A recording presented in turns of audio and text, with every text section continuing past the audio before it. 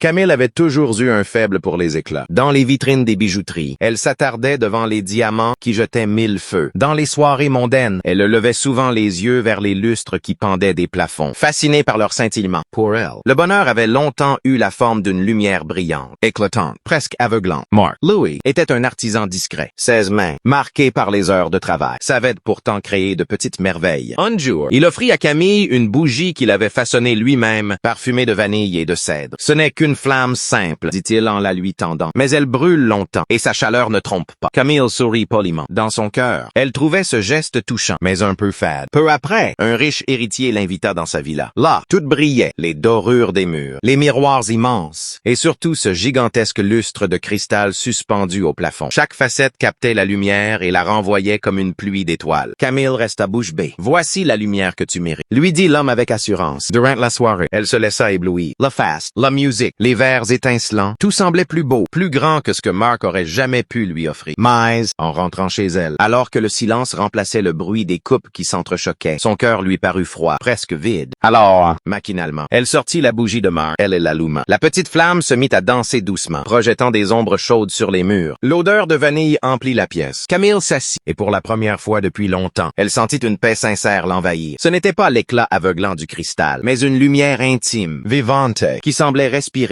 avec elle. Ce soir-là, elle comprit que le lustre éblouissait les yeux, mais que seule la flamme de la bougie réchauffait le cœur.